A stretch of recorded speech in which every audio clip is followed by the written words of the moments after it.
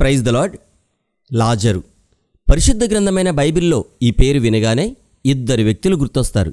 ఒకరు యేసు ప్రభువారి ద్వారా చెప్పబడిన ఉపమానంలో చనిపోయి అబ్రహాము రొమ్ముని ఆనుకొని ఉన్న పేద లాజరు.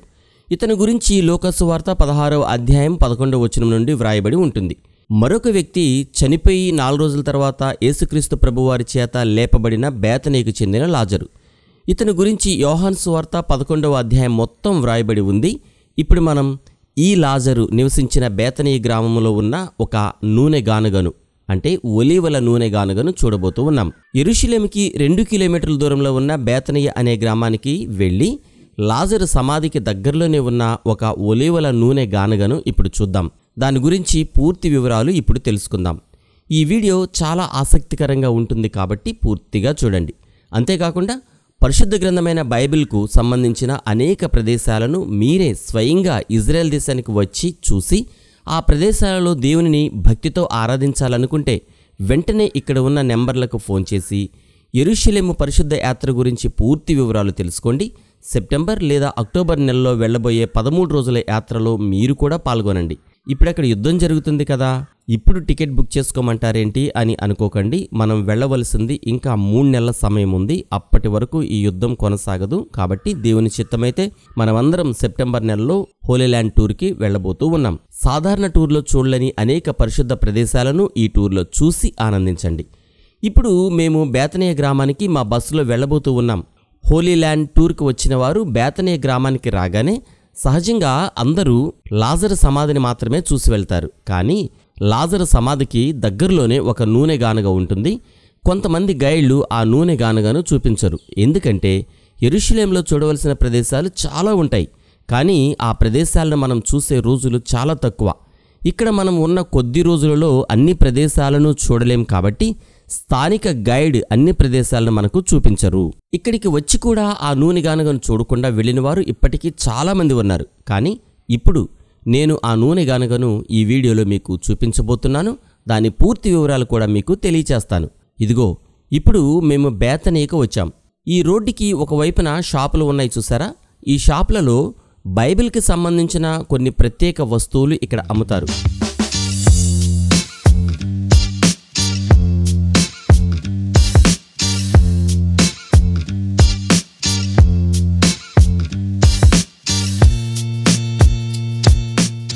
మినోరా అంటే 7 దీపాల స్తంభం, దేవుని నిబంధన మందసం మోడల్, కీ చైన్స్, సిలువలు, హోలీ ల్యాండ్కు సంబంధించిన చిత్రపటాలు, ఇంకా ఇతర వస్తువులు ఇక్కడ అమ్ముతారు. కావలసిన వారు ఇక్కడైనా, కానాలో అయినా, బెత్లెహేంలో అయినా కొనుక్కోవచ్చు.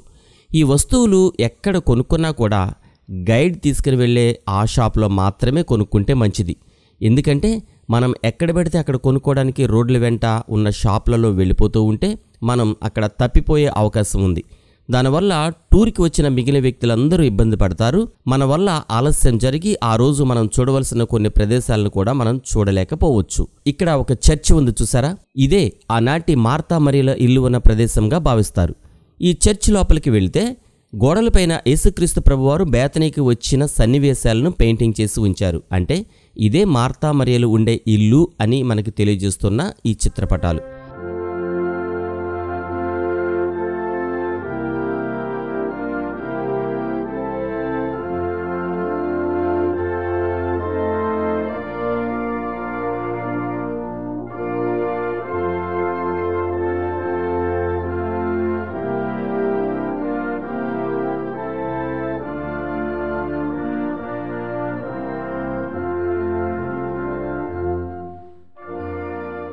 ఈ చర్చ్ను చూసి మనం బయటికి వెళ్ళేటప్పుడు ఈ ప్రక్కనే ఒక గది ఉంటుంది. ఈ గది లోపలికి వెళ్ళి చూస్తే అక్కడ ఒక ప్రాచీనమైన నూనె గానుగ కనిపిస్తుంది. ఈ నూనె గానుగలో ఒలీవ కాయలను వేసి ఈ యంత్రం ద్వారా వాటిని గట్టిగా నొక్కినప్పుడు అందులో నుండి ఒలీవల నూనె బయటకు వస్తుంది. ఈ విధంగా ఈ యంత్రం ద్వారా ఒలీవల నూనెను తీస్తారు. ఇది యేసుక్రీస్తు ప్రభువారి కాలంలో కన్నా కొన్ని సంవత్సరాల ముందు నుండే ఇక్కడ వాడబడుతూ ఉన్న నూనె గానుగ. యేసుక్రీస్తు ప్రభువారి కాలంలో కూడా ఈ నూనె గానుగ వాడినట్లు శాస్త్రవేత్తలు నిర్ధారించారు. ఈ గానుగ వేల సంవత్సరాల నుండి అంటే యేసుక్రీస్తు ప్రభువారి కాలం నుండి ఇక్కడే ఉన్న కారణంగా ఇది మార్తా మరియలు వాడిన నూనె గానుగ అని చరిత్రకారులు నమ్ముతున్నారు. ఆ రోజుల్లో ఇప్పుడు ఉన్నట్లుగా నూనె తీసే మిషన్లు లేవు. కాబట్టి ఇలాంటి నూనె గానుగలలోనే అప్పట్లో నూనెను తీసేవారు. సాధారణంగా ఒలీవల నూనెను కొన్ని రకాలుగా ఉపయోగిస్తారు. అవేమిటంటే, 1 దేవుని ఆలయంలో ఉపయోగించడానికి నూనెను తీస్తారు. 2 వంటలలో ఉపయోగించడానికి అంటే తినే ఆహార పదార్థాలలో కూడా ఒలీవ నూనెను ఉపయోగిస్తారు. ఇజ్రాయెల్ దేశంలో నివసించే ప్రజలు ఒలీవల నూనెతోనే ఆహార పదార్థాలు తయారు చేసుకొని తింటారు. మనం టూర్కి వచ్చినప్పుడు హోటళ్లలో కూడా కొన్ని ఆహార పదార్థాలను ఒలీవల నూనెతోనే తయారు చేస్తారు. ఒలీవల నూనె మానవుల శరీరానికి చాలా మేలు చేస్తుంది. ఒలీవల నూనె ఉపయోగాలకు సంబంధించిన వీడియో యూట్యూబ్లో మన ఛానల్లో ఎప్పుడో పెట్టాను. చూడని వారు ఆ వీడియో చూసి ఒలీవల నూనె ప్రయోజనాల గురించి తెలుసుకోండి. 3 ఈ నూనెను ఆరోగ్య ప్రయోజనాల కోసం కూడా ఉపయోగిస్తారు. 4 పూర్వకాలంలో కరెంటు ఉండేది కాదు కాబట్టి ఆ రోజుల్లో ఇళ్లల్లో రాత్రులు వెలుతురు కోసం నూనెతో తయారు చేసిన దీపాలను ఉపయోగించేవారని మనందరికీ తెలిసిందే. కాబట్టి ఒలీవల నూనెను దేవాలయంలో మాత్రమే కాదు, సాధారణ ఇళ్లల్లో దీపాలు వెలిగించి వెలుతురు కోసం కూడా ఉపయోగించేవారు. ఇన్ని రకాలుగా ఉపయోగపడే ఈ అద్భుతమైన ఒలీవల చెట్టు ఎలా ఉంటుందో చూడాలనుకుంటున్నారా? ఇదిగో ఇదే ఒలీవల చెట్టు. దీని కాయల నుండే ఒలీవల నూనెను తయారు చేస్తారు. ఈ ఒలీవల చెట్టు ఇజ్రాయెల్ దేశం అంతటా బాగా పెరుగుతాయి. మనం ఇజ్రాయెల్ దేశంలో ఎక్కడ చూసినా ఈ చెట్లే కనబడతాయి. ఈ నూనె గానుగను బేతనీలో సాధారణ ప్రజల కోసం, రైతుల కోసం ఉపయోగించి ఉండవచ్చు. ఈ నూనె గానుగ ముఖ్యంగా మార్తా మరియల ఇంటి దగ్గరలో ఉండటం వల్ల ఈ నూనె గానుగ వారే ఉపయోగించినట్లుగా భావిస్తారు. ఇది చరిత్రకారుల నమ్మకం. యేసుక్రీస్తు ప్రభువారు బేతనీకు కొన్నిసార్లు వచ్చినట్లు మనం 4 సువార్తలలో చదువుతాం. ఆయన వచ్చినప్పుడు ఆయన కోసం మార్తా మరియలు ఆయనకు వంట చేసి పెట్టేవారని కూడా మనం బైబిల్ నందు చదివాం. ఈ విధంగా ఆలోచించినప్పుడు యేసుక్రీస్తు ప్రభువారు కూడా ఈ గానుగ నుండి తీయబడిన నూనెతో తయారు చేసిన ఆహార పదార్థాలు తిని ఉండవచ్చు కదా. యేసుక్రీస్తు ప్రభువారు భూమిపై మానవుడిగా నివసించిన కాలంలో అంటే 1వ శతాబ్దంలో అప్పుడు నివసిస్తున్న ప్రజలు ఇలాంటి నూనె గానుగలనే వాడినట్లుగా చరిత్రకారులు స్పష్టం చేశారు. ఇదండి బేతనీ గ్రామంలో ఉన్న మార్తా మరియలు వాడిన నూనె గానుగ విశేషాలు.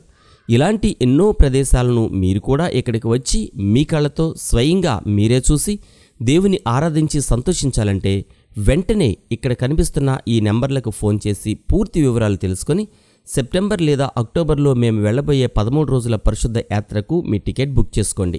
ఇప్పుడు అక్కడ యుద్ధం జరుగుతుంది కదా, ఇప్పుడు టికెట్ బుక్ చేసుకోమంటారేంటి అని అనుకోకండి. మనం వెళ్ళవలసింది ఇంకా 3 నెలల సమయం ఉంది. అప్పటి వరకు ఈ యుద్ధం కొనసాగదు. కాబట్టి దేవుని చిత్తమైతే మనమందరం సెప్టెంబర్ నెలలో హోలీ ల్యాండ్ టూర్కి వెళ్ళబోతూ ఉన్నాం.